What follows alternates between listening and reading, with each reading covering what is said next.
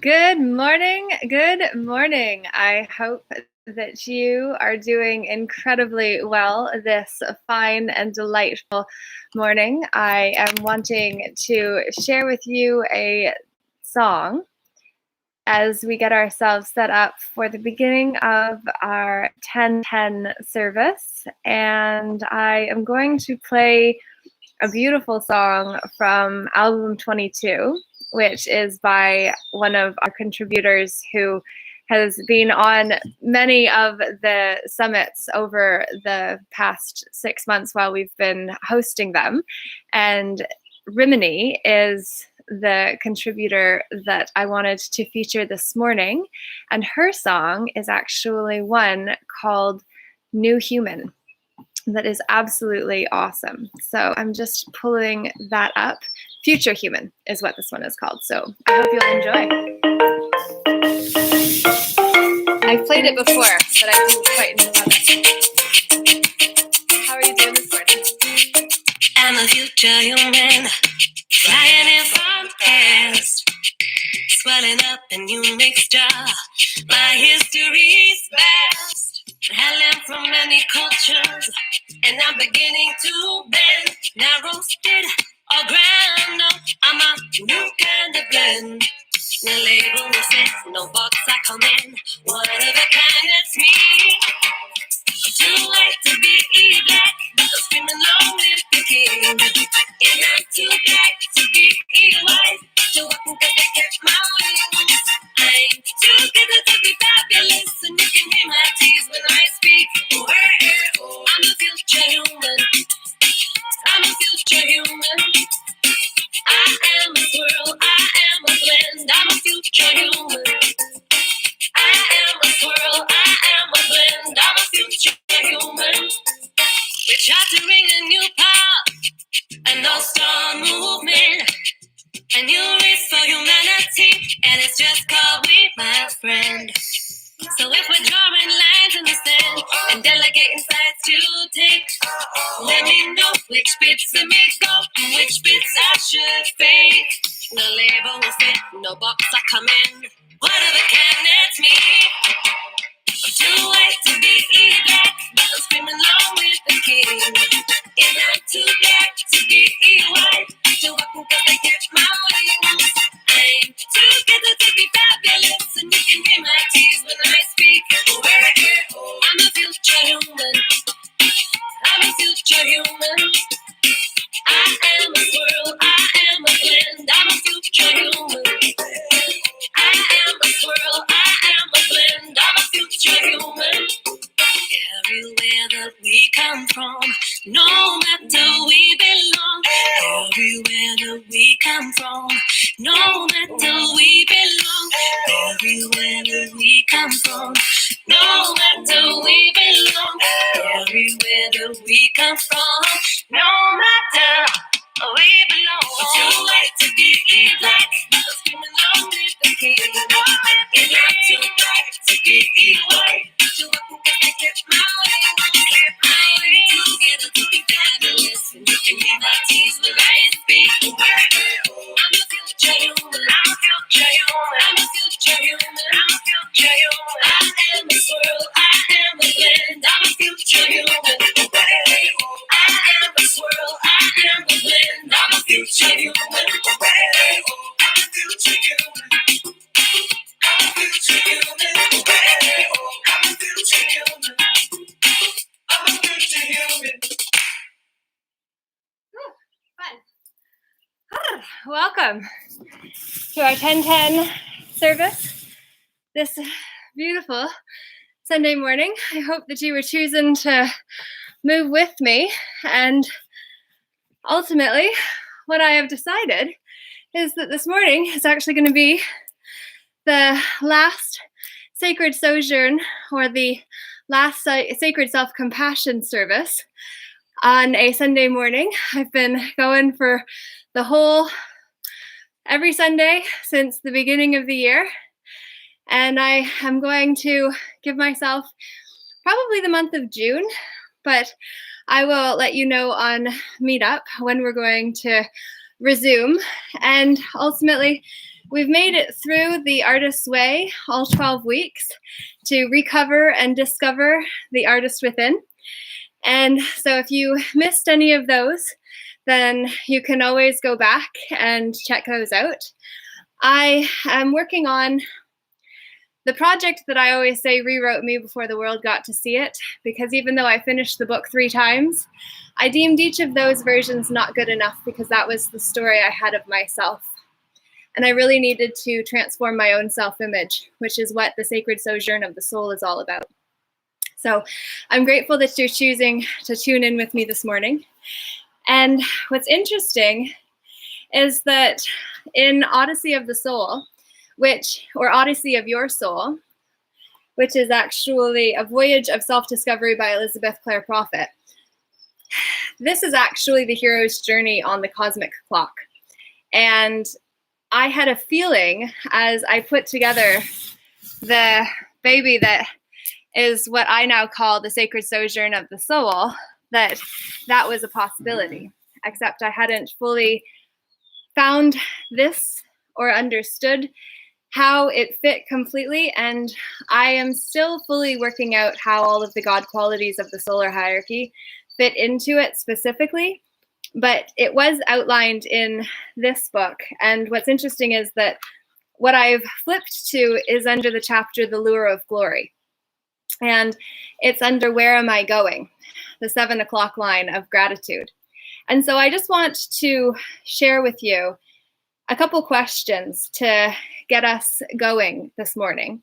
And then I'm going to actually introduce you to the teaching that I now call the sacred sojourn of the soul. And so in giving myself some time off of these meetings, I am going to actually move myself ahead personally. And that is ultimately going to help me be of greater service to you who see value in what I have to offer. And ultimately, what I always ask is for you to really think about as we go through, what does this message mean to you? What does this message mean for you? And what are you willing to do with it? Because action are the most 6 important letters of the law of attraction that was popularized by Rhonda Byrne in the movie The Secret. And the secret of the universe is that our heart is a magnetic force, that if we actually understand how to bring in our awareness and marry it with the will of the Mother Earth, the mother within, to become a responsible parent in our own cells, to be able to really fulfill the mission that we came here for, then we can magnify and send out the desire we wish to give birth to, because de is of, sire, birth. So of birth, what do we wish to give birth to is what our heart will allow us to magnify to us in the law of attraction, the secret. It is simply about marrying our conscious mind with our unconscious and to collapse the gap of the Luciferian light that is in between God's light and the goddess, which is oftentimes where we store all of the repressed emotions, which is what I'm really coming to understand because of the work that I'm doing with a man who has helped me deal with the summons that I received for speaking on stage, because right now we're all being violated. But if we don't claim our rights, we don't have any, which was what I learned a year and a half ago when I got myself locked up in a mental institution for 2.5 weeks that really blew my world apart. And I did it publicly too, so it destroyed my reputation in a lot of ways too. But the great news was and is that I survived and I got stronger and I learned how to become resourceful and to be self-reliant and to self-soothe myself through those difficult moments. And so my sacred sojourn of the soul took me into a crazy experience that helped me understand that the system feeds itself, people. And if we call ourselves a person, then we are actually going under the legal fiction that is a legal definition we're not going to get into today, but it's brought me this way because what I have found is that common law truly is one of the most empowering pieces of the puzzle that if we can actually learn how to use, that is when we can truly take our power back. So the questions that I would love for you to ask yourself, there's just 4 of them before we dig into the purpose for today, which is the sacred sojourn of the soul that I'd love to share and get your feedback in as well. So please do comment so that I know what this means to you, for you, what it brings up for you, what it makes you feel like you're able to do, maybe you didn't feel like you could do before, or what it makes you uncertain about, so that way I can fill in some of those gaps and then really bring to you what is going to most serve you. So question 1, in the tests of gratitude presented by my current life circumstances, how can I use my strengths constructively? In the tests of gratitude presented by my current life circumstances, how can I use my strengths constructively? So how can you take a crazy experience like what I went through and now embrace because of how I believe it helps others liberate themselves from the stigmas of unfavorable or undesirable experiences, to be able to extract the lessons so that I don't have to suppress those aspects or memories of my own history, so that I can bring them into the present moment and fully embody them and be able to embody the grown-up version of that inner child that was wounded and then I was able to nurture back to life in the present moment, which is where all time is happening. And to have gratitude for the willingness of my soul at that particular junction in my life to be able to go through what I did and survive the way that you could do too. If you are able to imbue that memory with gratitude for what it taught you, if you are willing to extract the experience and the lesson from that experience so that you can then have a memory that isn't charged with your present emotions any longer. And that is truly where power comes from. Question 2, how can I turn any weakness I may have into an expression of gratitude that I can claim as a new strength?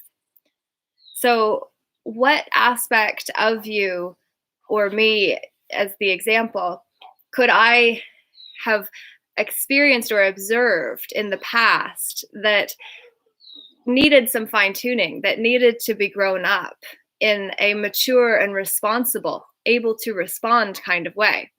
And then how can I bring that into the present moment and be grateful for that aspect of myself's not enoughness or not knowing enough to do better in that moment? How can I be grateful to that aspect of myself so that I can bring it back into this moment and put the queen and king on the throne of my own inner kingdom so that that immature, irresponsible child within me is able to rest and go play while now I control or not control, because there's a level of constriction and confinement that comes when we try to control and contract things.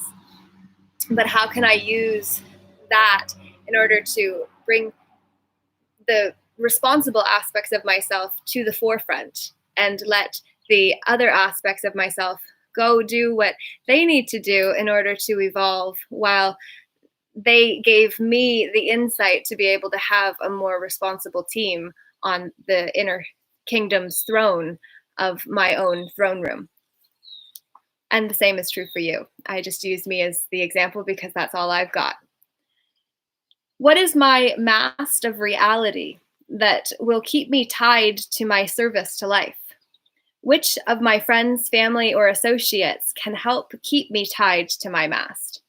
So when I was going through my crazy experience, I actually felt like Khaleesi out of Game of Thrones, which is quite crazy, except for she became the mother of dragons because she actually was able to harness her power until it then overtook her.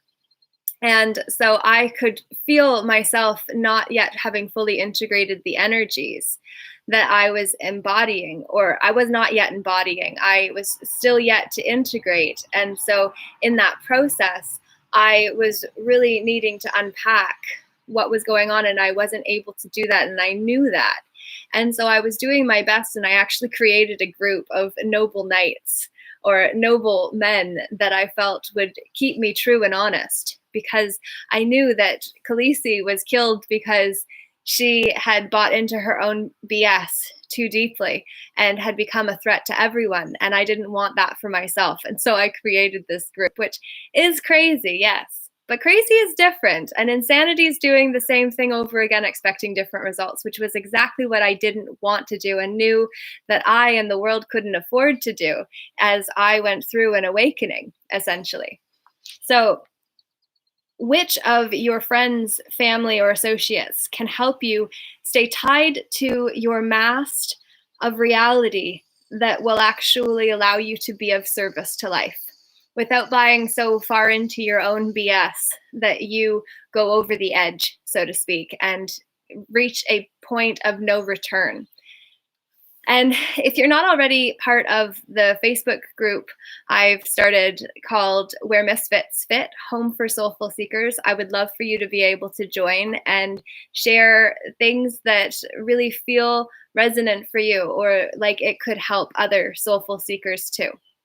And if you're on Telegram, I do have Peaceful Inner Warriors United group, where you can actually share and contribute and participate in the conversation there as well.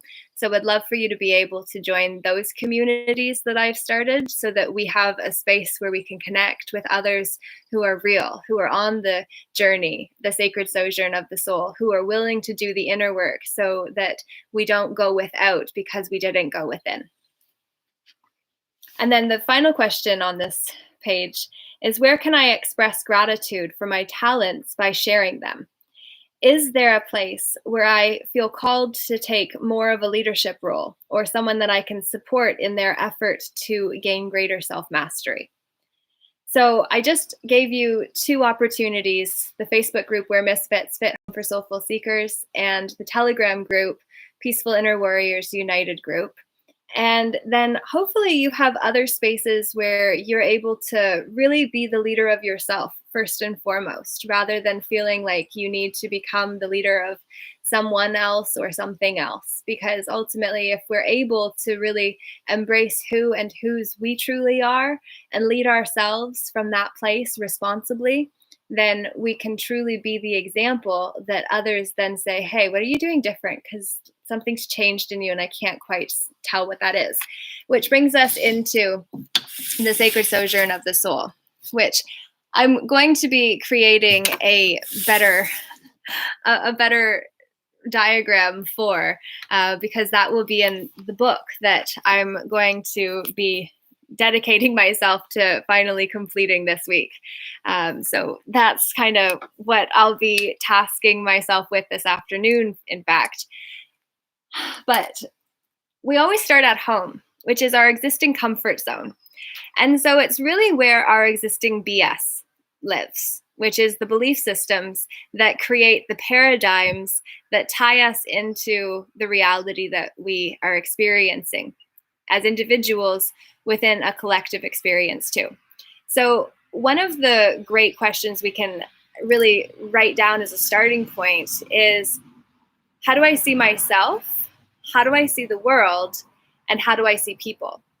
Because when we identify and address these three areas, then we can really start to gain a bigger picture as to how safe we feel in this world. Because if we think other people or the world or ourselves are scary, we have a lot of insecurity, which means we don't feel safe within ourselves, that we need to work on. And the best way to be able to do that is to create a sense of inner security, which is when we realize the acronym that I came up with for inner, which is individual needs necessitate emotional resilience and emotional resiliency. No, resonance. So Emotional resonance is that field of possibility where we actually magnify our intentions and our desires.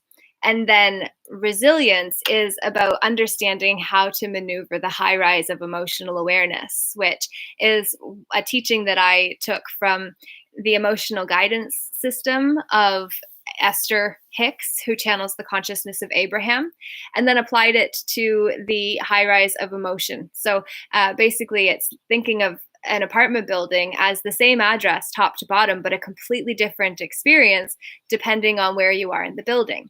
And then if we actually translate that into our emotional states, it's a completely different experience when we're on the ground floor basement level of depression, where everything feels on top of us. It's dark, it's loud, it's scary, and we don't feel safe. And it's so hard to even imagine reaching up to higher levels compared to when we even enter into a state of rage or anger. That has a lot more energy to it, even though it's still towards the bottom of the spectrum or the apartment.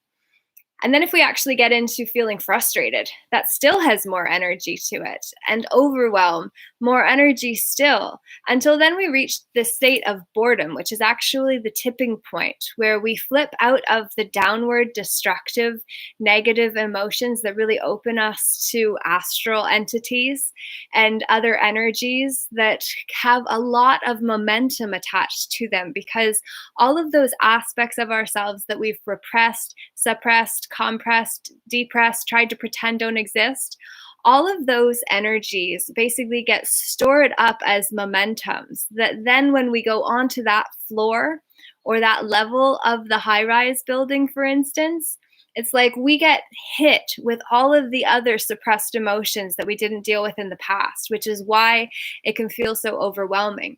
And then the other thing we also have to ask when we are being hit with emotion is this mine? And when you ask yourself that and you actually listen, you will get a yes or a no answer. And then you say, can I let this go? Yes or no. And then you say, will I let this go? Yes or no. And then, if not, why not? Why wouldn't you want to let go of those emotions unless they served you?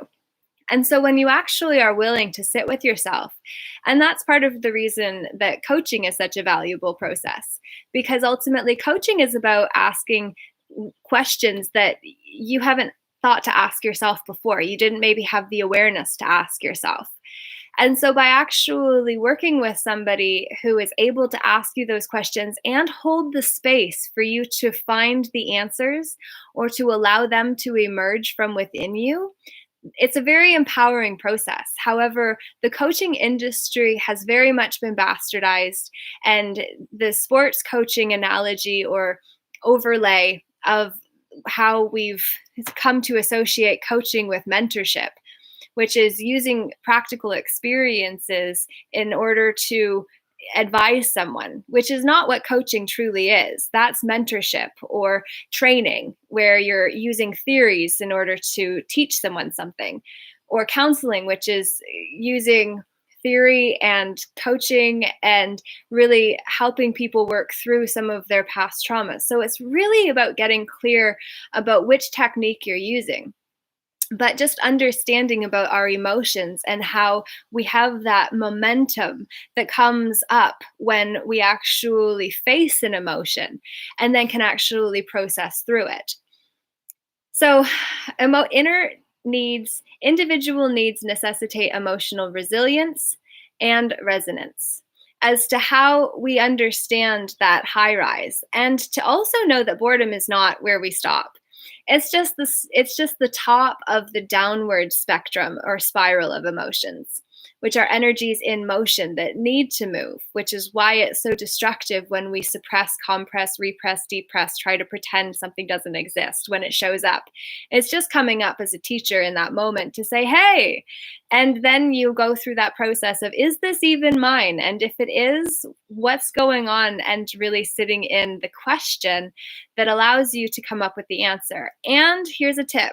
If you hear yourself say, I don't know, or you hear someone else say, I don't know, it's simply that they don't want to do the work in order to find the answer. So don't let yourself off the hook that easy when you hear yourself say that.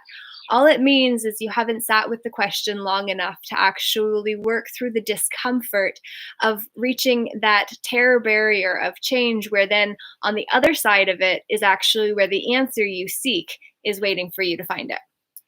So the home zone is not necessarily where you're going to do all of that, though a lot of people spend the majority of their lives really looking to stay in the comfort zone for one reason or another. We're taught that comfort is a really good thing. And yes, it's nice to be comfortable sometimes, but we don't necessarily want that to be our normal state, or else we're going to have a really small life. And it takes me over to uh, Marianne Williamson's poem, Our Deepest Fear, which is not that we are inadequate. Our deepest fear is actually that we are powerful beyond measure. For it is our light, not our darkness, that most frightens us. For most of us have not yet embraced the light that is within. And outside of us, most don't want us to embrace that light, because that would actually challenge them to have to do better, to do more. Not because they need to become anything more, but because we all have unexpressed potentials within us that, unless we actually activate and work with, they'll remain unactivated, which is why after the home zone, we enter into the call. And that's where we feel that call from the universe.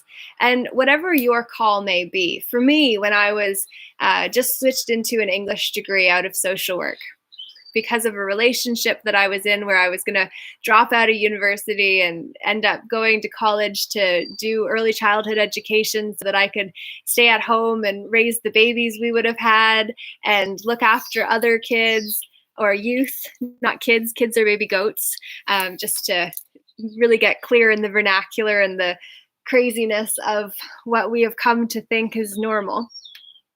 But that reality would have been, while great for some, it was just repeating my mom's pattern, where she was 19 when she had my brother and 20 when she had me, and that's what she did. And literally, I was 19 when I almost dropped out, and my dad said, absolutely not, you're changing programs, you're finding something else, you'll regret it.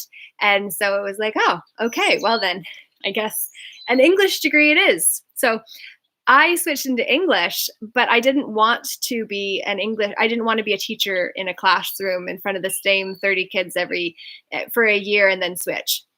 And so as I was kind of doing some research into what I could actually do with an English degree, other than becoming an author, which obviously is amazing, and I look forward to joining the ranks of, but I didn't know that necessarily you could actually make a career of that.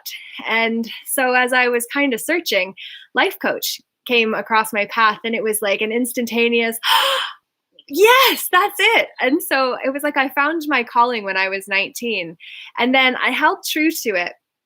And even though I didn't know how I was going to do it, I had heard that call and I committed to it, even though I didn't know how it was going to happen. But the thing is that after we've heard the call, then we actually go through and we veil the unrest oftentimes with our coping mechanisms of choice. And weed was mine, problems was another, codependency was another.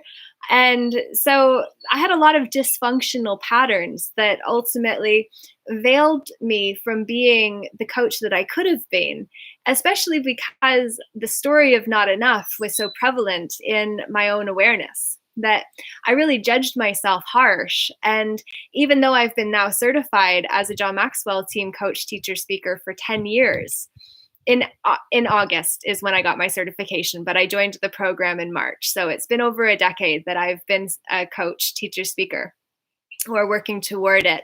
And I had done other things before that alongside to prepare as well. But all of that was how I really kept myself from shining fully. And then the experience I had going through the mental health system in 2019 really opened up my eyes and took the blinders off in a huge way. Because I really needed to be humbled in a way that I had never before in order to find my power and to find those aspects of myself that I had rejected or tried to pretend didn't exist. And I didn't even necessarily know why, because whether you believe in reincarnation or not, I do. And you can hold on to whatever works for you, because what I believe is that we really need to use the boxes that have made us feel safe up until this point and to just drop those walls, to recognize that usually we're actually talking about the same thing but using a different word, which is the box that we put God into, which is the grand overall designer, creator of all that is, regardless of whether you call the source God or creator or Allah or whatever it is, the Tao, whatever that power is that makes it all go, that we all come from and we all go back to and only feel separate from in the meantime. If we can just understand that our words are what keep us feeling safely separate from one another, and instead of continuing to perpetuate that cycle of separation, if we instead just drop the walls so that we keep our foundation, which is the BS or the belief system that makes us feel safe where we are, so that then we can just look out and see what's all around us. And we can actually let those walls that previously used to keep us separate from one another, we can let those become the bridge that actually connect us to others who are willing to drop their walls. We can truly create the heaven on earth we came here to experience. And no, it's not going to work for us to necessarily do it with everyone, because there will be some who say even this concept isn't safe for them and they don't want it, and they just want to put the lid on top of their box to make sure nothing gets in. And that's their choice. But free will is a very powerful thing. And if we actually can get over the coping mechanisms that veil the call that we received in order to be what we came here to be, that then is when we meet the one, which previously I used to think was the mentors and the teachers and the ones, even the partners that we hopefully just won, which is a really great number.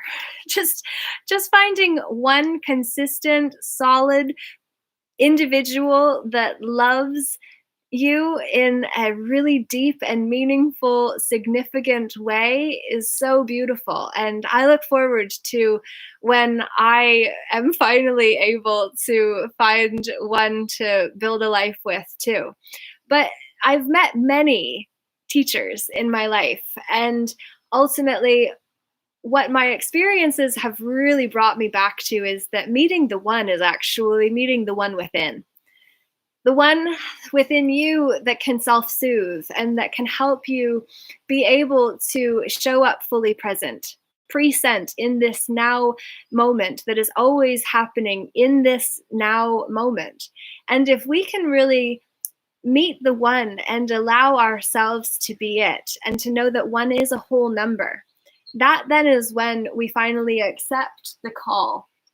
We agree to go in through the valley of transformation that takes us out of the comfort zone of the known and into the unfamiliar world. So Joseph Campbell would call the home zone your ordinary world. And then agreeing to go or accepting the call is then when you enter into the unfamiliar.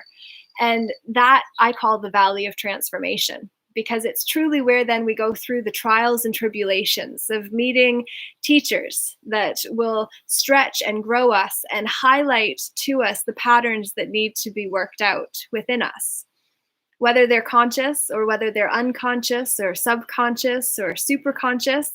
And really understanding that superconsciousness is essentially the field that we're all part of, which is where the collective exists, the collective consciousness exists. That is why we sometimes have to ask, is this even mine when our emotions get triggered?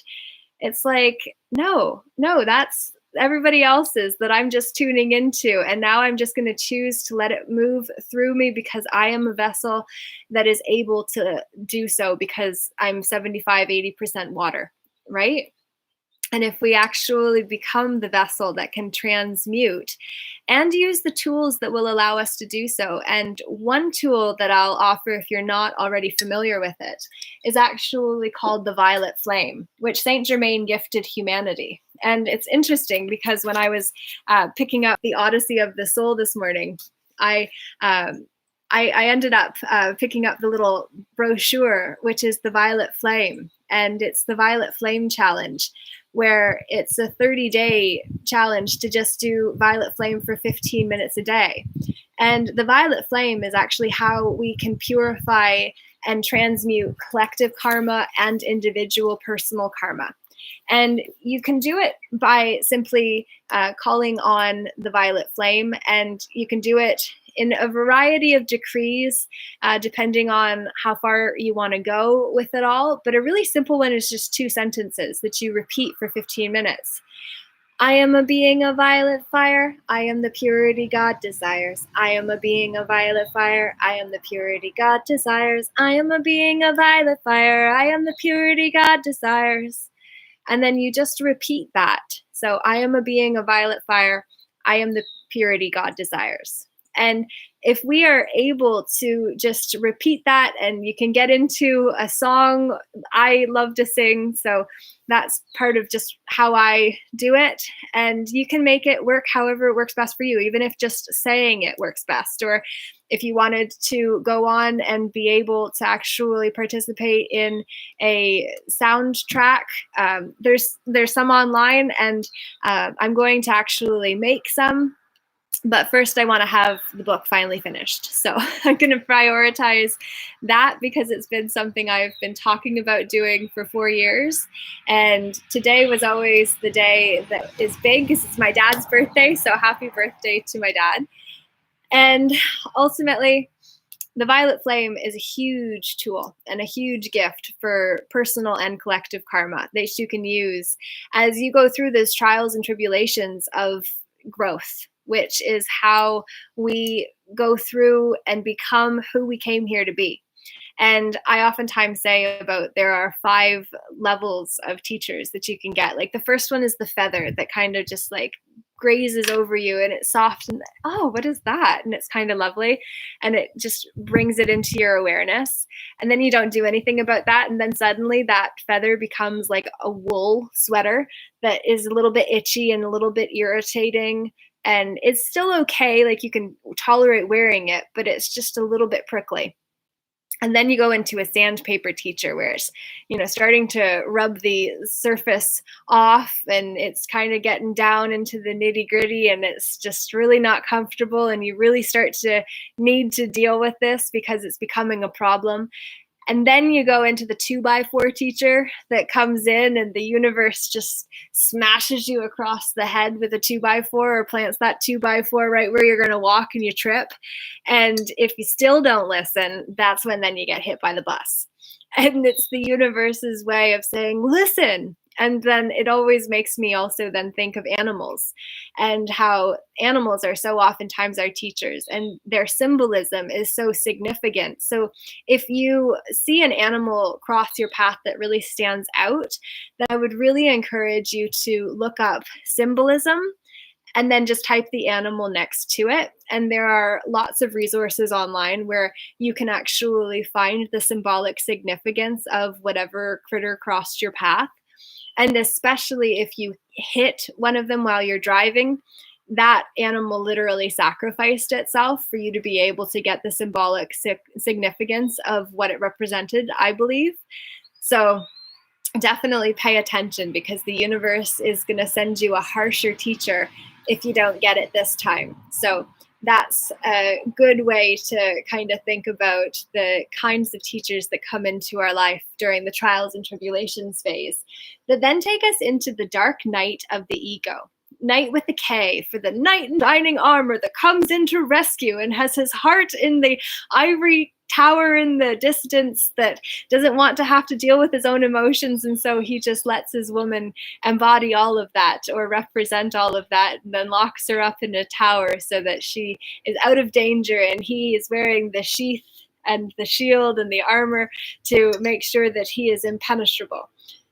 And we really got to become more of a balanced experience of our own selves, the divine masculine and the divine feminine. So not just making it about God, but making it about goddess as well, so that then we can really merge the two in our will.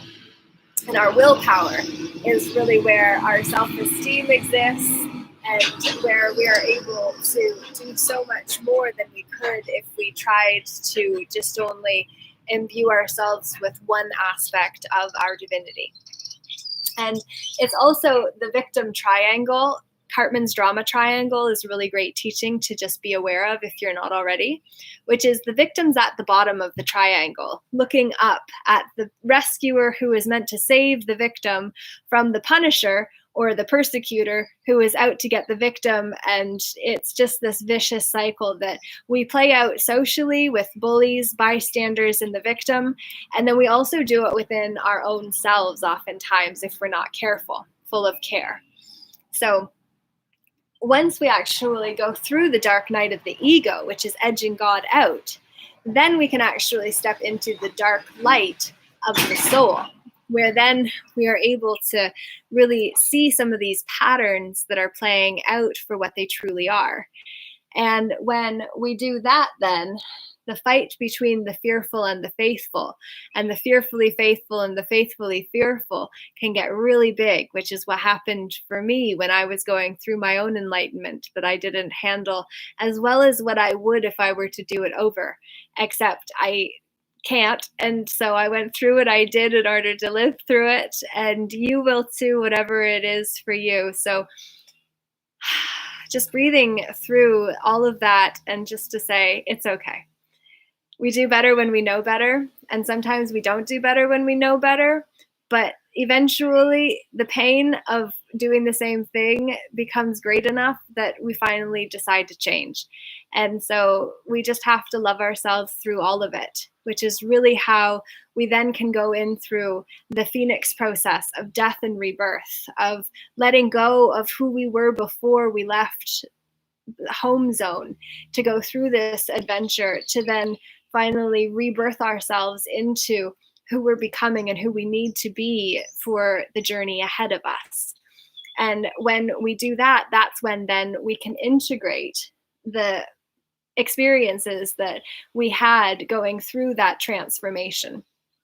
And then once we've integrated those energies by owning the patterns that showed up, we can then embody a new energetic signature. So that e-signature that you write everywhere online now, don't do it everywhere. But also know even about that, like if you ever are forced into signing something, making sure that you put 3 dots before your autograph, not signature, because a signature is corporate, but an autograph is the living man or woman. So if you actually put 3 dots ahead of your autograph, that is then when you are able to show you were under distress when you were signing it, such as the form that I had to sign when I was still working as a cashier earlier this year, when we were all being forced into masking. And when I declined for health reasons, and also other reasons as well, obviously, but I was forced into signing. And so I do believe that I did it with 3 dots ahead, or didn't know to do it like that before, but that essentially means you're being pressured into doing it. And if ever you're forced to sign something under arrest, or when you're being held against your will, for instance, make sure you put a VC before, because that shows that you signed out of duress. And then that kind of helps in protecting us in voiding essentially the autograph that we gave, because we did it under duress, and so we had to. And so that's just a little something that I learned through all of what I've been learning since going through what I did, and learning that if you don't know your rights, you don't have any.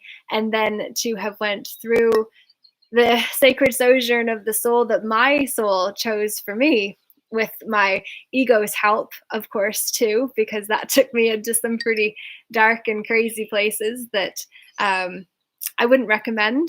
And yet, if I hadn't went through them myself, I wouldn't be able to relate to others, to be able to help them where they are. So I'm grateful for all of it. And I'm grateful for the timing of it too, to have been able to get through it so that I can have the awareness that now I do, with even having received a summons that I'm dealing with through notices and actually claiming my rights and non-consent of the treasonous measures that are being implemented by a corporation under the guise of our country.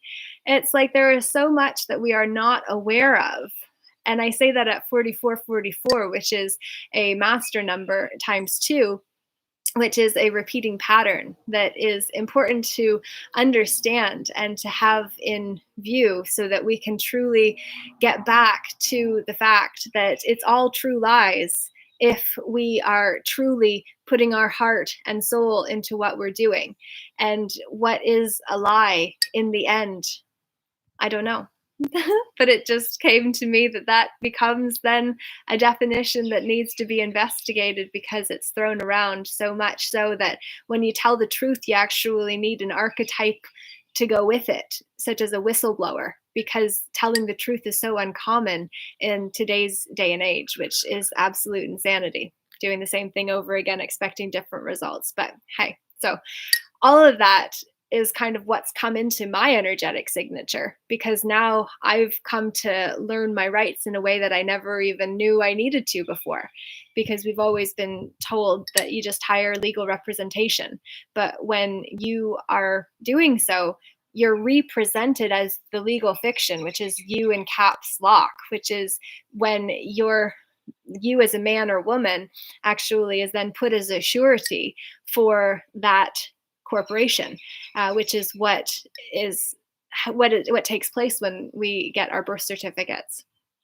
So I didn't have any idea about any of that. But when I got locked up for 2.5 weeks, or have met others who have gotten locked up significantly longer against their will for nothing, or because someone made an accusation against them that they didn't have the right representation to defend themselves against. The representation took a lot of cash and capital to hire, and yet ultimately it's like preparing these documents for myself to send off in response to this summons that I received for speaking on stage.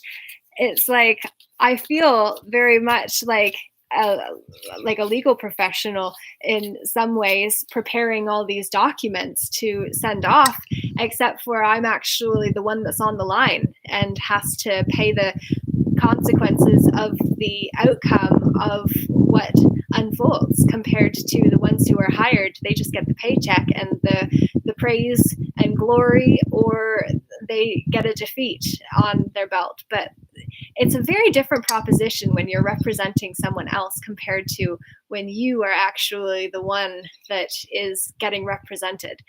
And so, yeah, I said to the man helping me that if anyone's going to be appearing for this, it will be me, and I just need to know how to do so. So it's kind of scary territory, and it's certainly bringing up a lot of momentums in my own karma, in the collective karma, in the collective consciousness.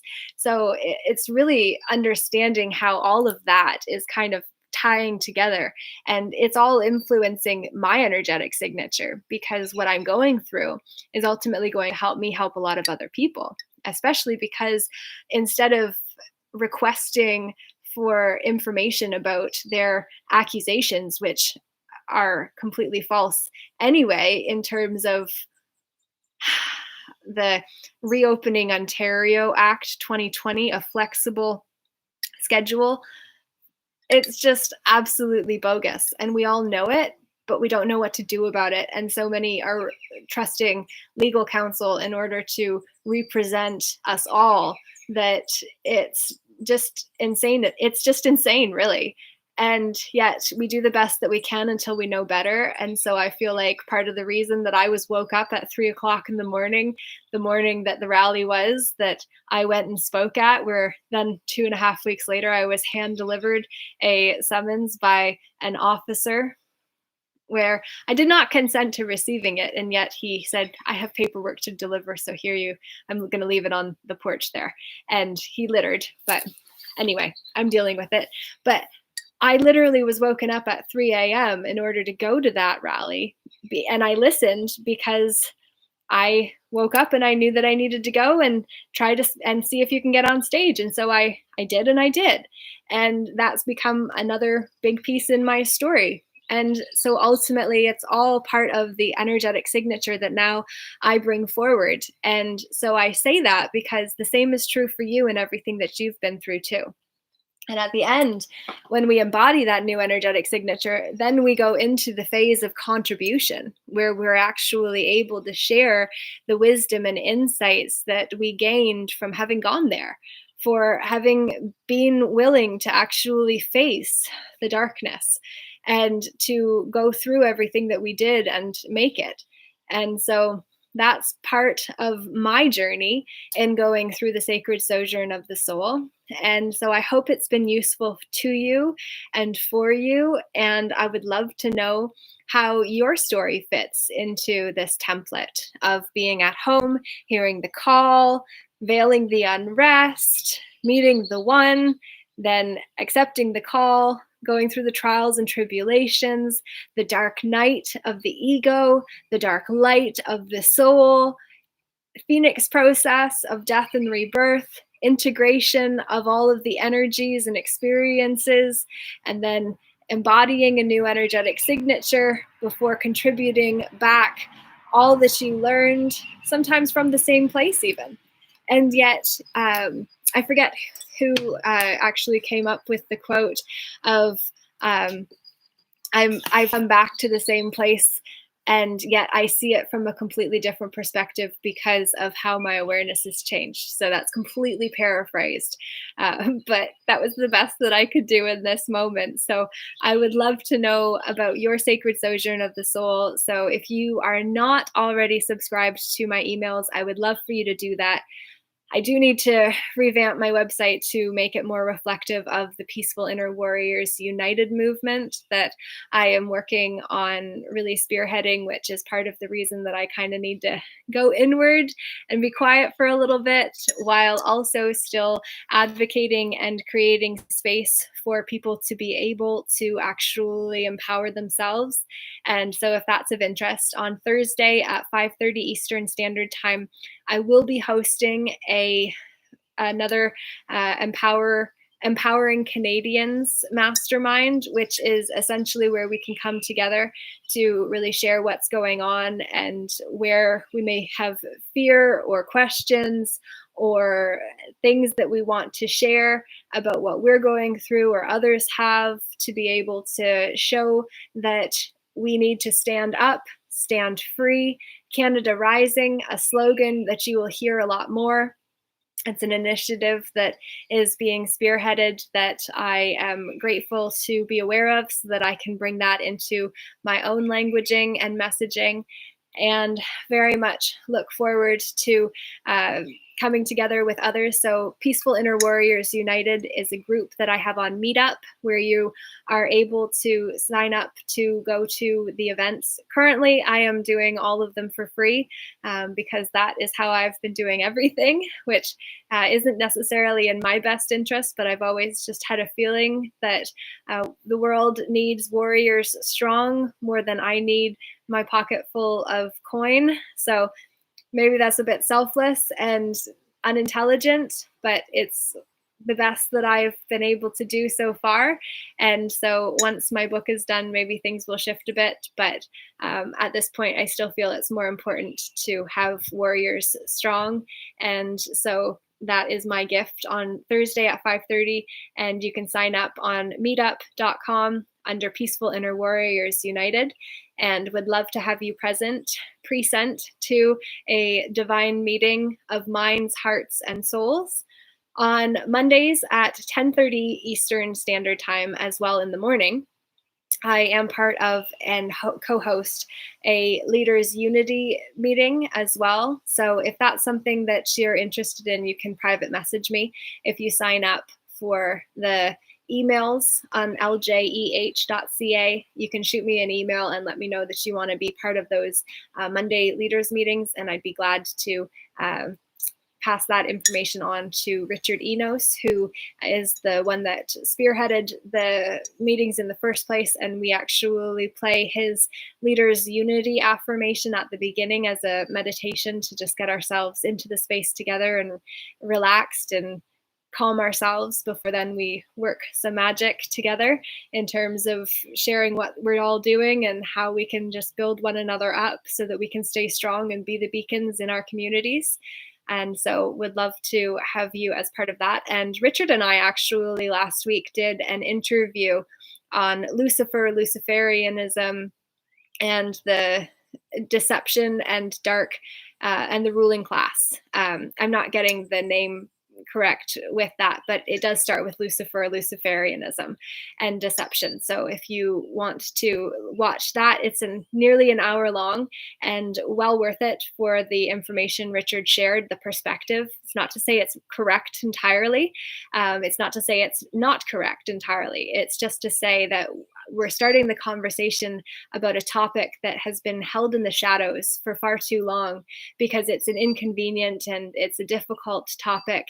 And ultimately, if we allow that to continue, then fear continues to have a reign compared to if we simply come together and say, okay, well, this is my perspective and this is your perspective and this is where it overlaps, this is where it diverges. And that's really how we take the walls down on the boxes and then let the walls begin to overlap and become bridges that actually make us stronger instead of keeping us seemingly safely separate, except just actually, in fact, isolated, which ants die when they're on their own. And we can't afford to be isolated any longer, I don't believe. So if you're in that boat as well, if you've been with me for this long, then I do appreciate it very much. And if you give the message a like to help with the algorithms, I do appreciate that. If you have anyone that you feel would benefit from hearing about the sacred sojourn of the soul, I would also appreciate your sharing this message with them.